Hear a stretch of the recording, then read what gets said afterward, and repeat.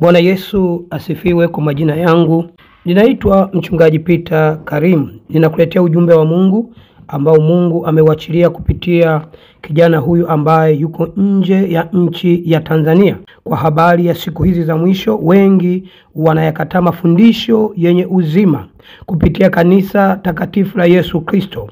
Huo ni mpango wa shetani ili ushindwe kuitimiza haki yote na ushindwe kuingia mbinguni. Sasa wakati unakuja wa njaa ya neno la Mungu. Sasa Mungu ametupa neema ya kulihubiri neno la Mungu la kweli litakalookoa roho yako ili uweze kuingia mbinguni na kuiepuka kuzimu na jehanamu ya moto. Sasa imeandikwa katika kile kitabu cha Amosi sura ya 8 kuanzia ule mstari wa 11 na 12. Angalia, siku zinakuja, asema Bwana Mungu, ambazo nitaleta njaa katika nchi, si njaa ya kukosa chakula wala kiu ya kukosa maji, bali ya kukosa kuyasikia maneno ya Bwana.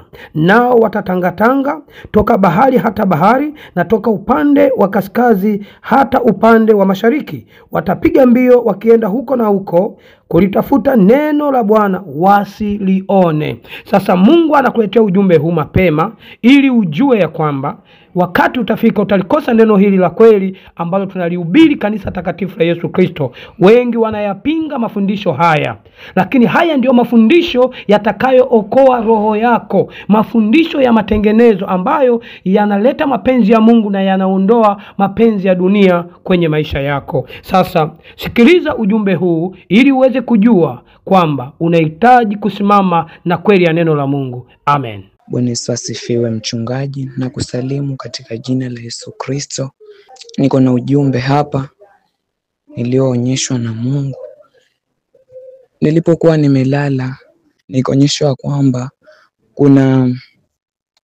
nikasikia sauti ikiniambia nitoke kidogo. Ni kama nilikuwa mahali ndani. Hasa sauti ikaniambia nitoke kidogo niangalie juu. Nikatoka nikaangalia juu. Nilipoangalia huko juu hivi huko mawinguni, nikaona kana kwamba zile mbingu zimepasuka, zimepasuka, alafu kuna vitu vya ajabu vyafanyika. Kwanza kabisa kulikuwa na vitu kama mipira vianguka kutoka huko angani, na hiyo mipira, hivyo vitu kama mipira vilikuwa moto, vianguka kama moto, vianguka mipira kabisa lakini ya moto tuseme. Sasa vilikuwa zaanguka. After hapo sasa nikaangalia huku chini. Kuangalia huku chini nikaona watu sana wanahangaika. Ni kama wanalitafuta neno, wanatafuta wachungaji wahubirie lakini hawawapati.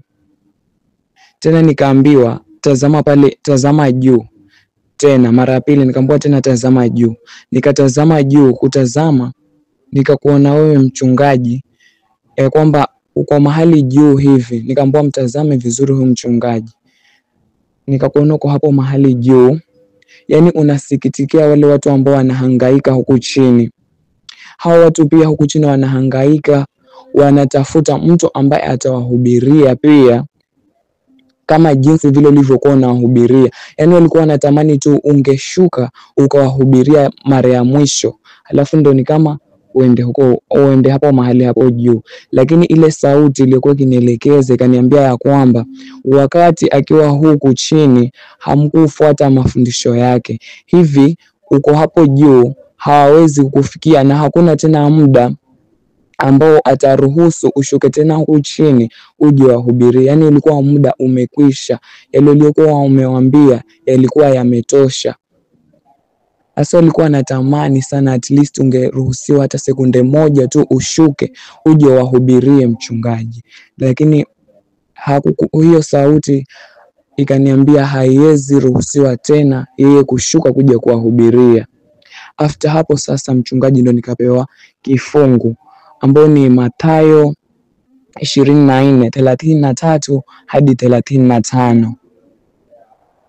Nikapata hicho kifungu, alafu ndo changu ikaishia hapo mchungaji.